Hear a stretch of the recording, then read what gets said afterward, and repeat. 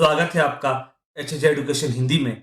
इस वीडियो में हम लोग जानेंगे सुपरवाइजर किसे कहते हैं, किसी भी ऑर्गेनाइजेशन में सुपरवाइजर का क्या रोल रहता है और यह भी समझेंगे कि ऑर्गेनाइजेशन में सुपरविजन इतना इंपॉर्टेंट क्यों होता है। सुपरवाइजर वह व्यक्ति होता है जो ऑर्गेनाइजेशन में इम्प्लॉयज के काम को, सबऑर्डिनेट के काम को सुपरवाइज करता है।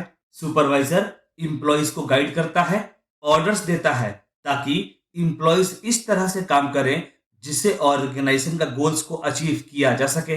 जैसा कि हम लोगों ने देखा, आमतौर पर ऑर्गेनाइजेशन में सुपरवाइजर का काम होता है इम्प्लॉयज के काम को, सबऑर्डिनेट के काम को सुपरवाइज करना। पर अलग अलग ऑर्गेनाइजेशन में सुपरवाइजर का काम थोड़ा अलग भी हो सकता है। किसी ऑर्गेनाइजेशन में सुपरवाइजर एक काम को सुपरवाइज करता है, वहीं दूसरी ओर किसी और ऑर्गेनाइजेशन में पूरे टीम का या डिपार्टमेंट का काम को भी सुपरवाइज कर सकता है। इसके अलावा इम्प्लॉयज को काम से जुड़ा डायरेक्शन देना, काम को लीड करना आदि भी सुपरवाइजर का काम होता है। ऑर्गेनाइजेशन के गोल्स को अचीव करने में सुपरवाइजर एक इंपॉर्टेंट रोल प्ले करता है, एक अहम भूमिका निभाता है। समय आने पर सुपरवाइजर इम्प्लॉयज को मोटिवेट भी करता है और काम से जुड़ा फीडबैक भी प्रोवाइड करता है। चलिए आगे बढ़ते हैं और ऑर्गेनाइजेशन में सुपरवाइजर के रोल को समझते हैं, सुपरवाइजर की भूमिका को समझते हैं। पहला है managing the flow of work. Supervisor employees के द्वारा, टीम के द्वारा परफॉर्म किए गए काम को सुपरवाइज करता है, इम्प्लॉयज को ऑर्गेनाइजेशन के गोल्स के बारे में बताता है और इम्प्लॉयज के द्वारा किए गए काम के बारे में मैनेजमेंट को इन्फॉर्म करता है। इससे होता यह है कि ऑर्गेनाइजेशन में काम सही से चलता रहता है, दूसरे शब्दों में काम का फ्लो मेंटेन रहता है। अगला रोल है प्रोवाइडिंग हेल्प। जब कोई नया एम्प्लॉय ऑर्गेनाइजेशन को ज्वाइन करता है तो उसे काम के बारे में कुछ पता नहीं होता, तो सुपरवाइजर उस नए एम्प्लॉय को काम के बारे में बताता है, काम समझाता है और इतना ही नहीं, काम को परफॉर्म करने में भी हेल्प करता है। सुपरवाइजर नए एम्प्लॉय को काम से जुड़ा प्रोसीजर, काम से जुड़ा रूल्स, रेगुलेशंस, कंपनी का पॉलिसीज आदि के बारे में भी एम्प्लॉय को बताता है और नए एम्प्लॉय को proper help, proper guidance provide करता है। अगला पॉइंट है प्रोवाइडिंग फीडबैक। क्योंकि एम्प्लॉयज के काम को सुपरवाइजर बड़ा नजदीक से देखता है तो उसे पता होता है कि एम्प्लॉयज ने कैसा काम किया है, तो एम्प्लॉयज के द्वारा परफॉर्म किए गए काम पर सुपरवाइजर फीडबैक प्रोवाइड करता है और एम्प्लॉयज के स्किल और काम को इंप्रूव करने में हेल्प करता है। अगला रोल हुआ शेड्यूल ऑफ द वर्क। कुछ सिचुएशन में सुपरवाइजर टीम के लिए, एम्प्लॉय के लिए काम का शेड्यूल को अरेंज करता है, मैनेज करता है। ऑर्गेनाइजेशन जब काम से जुड़ा शेड्यूल प्रोवाइड करता है तो सुपरवाइजर ऑर्गेनाइजेशन के द्वारा सेट किए गए शेड्यूल के हिसाब से अपने सबऑर्डिनेट का, टीम का वर्क शेड्यूल तय करता है और मैनेज भी करता है। शेड्यूल को इस तरीका से बनाया जाता है ताकि कोई भी एम्प्लॉय काम से ओवरलोडेड ना हो और कोई एम्प्लॉय खाली ना बैठा रहे। अगला रोल हुआ reporting about the work. Supervisor जिन एम्प्लॉयज या टीम के काम को सुपरवाइज करता है उनके काम के बारे में सुपरवाइजर अपने सीनियर एम्प्लॉयज या मैनेजमेंट तक इंफॉर्मेशन पहुंचाता है। ऐसा इसलिए ताकि एम्प्लॉयज के द्वारा परफॉर्म किए गए काम का इवैल्यूएशन हो सके, परफॉर्मेंस को जज किया जा सके और अगर एम्प्लॉय ने बहुत अच्छा काम किया है तो उसे रिवॉर्ड भी दिया जा सके। अगला रोल है प्रोवाइडिंग अपॉर्चुनिटीज।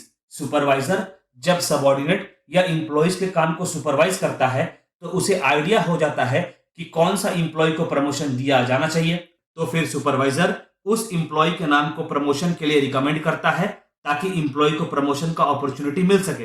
अगला रोल हुआ सॉल्विंग डिस्प्यूट एंड कन्फ्लिक्ट। ऐसा हो सकता है कि एम्प्लॉय के बीच में कोई कन्फ्लिक्ट अराइज हो जाए या किसी कारण से एम्प्लॉय काम से जुड़े बातों से खुश ना हो, तो उस सिचुएशन में सुपरवाइजर कॉन्फ्लिक्ट को सॉल्व करने का प्रयास करता है। सुपरवाइजर कॉन्फ्लिक्ट को सॉल्व करने के क्रम में एम्प्लॉयज के कंप्लेंट को सुनता है ताकि सॉल्यूशन तक जल्दी पहुंचा जा सके। अब तक हम लोगों ने देखा कि सुपरवाइजर किसे कहते हैं और किसी भी ऑर्गेनाइजेशन में सुपरवाइजर का क्या रोल रहता है, सुपरवाइजर की क्या भूमिका रहती है। चलिए आगे बढ़ते हैं और जानते हैं कि किसी भी ऑर्गेनाइजेशन में सुपरविजन इतना इंपॉर्टेंट क्यों होता है। लगभग हर प्रकार के ऑर्गेनाइजेशन में सुपरविजन देखने को मिलता है और सुपरविजन का इंपॉर्टेंस कुछ इस प्रकार होता है। पहला है डेवलपिंग लीडरशिप।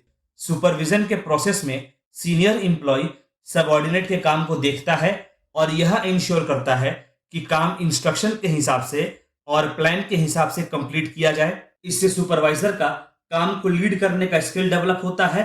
जब ऑर्गेनाइजेशन में सारे सुपरवाइजर का लीडरशिप स्किल डेवलप होता है तो ऑर्गेनाइजेशन का भी लीडरशिप इंप्रूव होता है। अगला पॉइंट है proper allocation of resources. Supervision के प्रोसेस में जब सुपरवाइजर काम को सुपरवाइज कर रहा होता है तो वह यह देखता है कि काम के अकॉर्डिंग रिसोर्स का उपयोग हो और कोई भी रिसोर्स का वेस्टेज ना हो। जब रिसोर्स का वेस्टेज नहीं होगा तो ऑर्गेनाइजेशन का ओवरऑल काम पर लगने वाला कॉस्ट भी डिक्रीज हो जाएगा। अगला पॉइंट है proper flow of information. Supervision के प्रोसेस में मैनेजमेंट काम से जुड़ा सारा इंफॉर्मेशन इंप्लॉइज तक पहुंचाता है, जिससे इंप्लॉइज को काम से जुड़ा सारा इंफॉर्मेशन मिलता है और इंप्लॉइज को काम को परफॉर्म करने में आसानी होती है। वहीं दूसरी तरफ अगर इंप्लॉइज को अपनी बात रखनी है तो वह अपनी बात सुपरवाइजर के माध्यम से मैनेजमेंट तक पहुंचा सकता है। इससे इंफॉर्मेशन के फ्लो को बनाए रखना आसान हो जाता है। अगला है फ्लो ऑफ वर्क। सुपरविजन हर एक लेवल ऑफ मैनेजमेंट के लिए इंपॉर्टेंट होता है, क्योंकि सुपरविजन के हेल्प से यह इंश्योर किया जाता है कि काम सही से कंप्लीट हो। तो इससे होता यह है कि काम का फ्लो मेंटेन रहता है, मतलब सुपरविजन के हेल्प से काम सही से चलता रहता है। अगला पॉइंट है मेंटेनिंग डिसिप्लिन। सुपरविजन के प्रोसेस के हेल्प से मैनेजमेंट को सारे इंप्लॉइज के काम से जुड़े सारे इंफॉर्मेशन मिलती रहती है। तो अगर कोई इंप्लॉय प्रॉपरली काम नहीं करता है तो प्रयास किया जाता है कि इंप्लॉय को प्रॉपरली गाइड किया जाए, जिससे वह काम को प्रॉपरली परफॉर्म कर सके और ऑर्गेनाइजेशन में काम से जुड़ा डिसिप्लिन मेंटेन किया जा सके।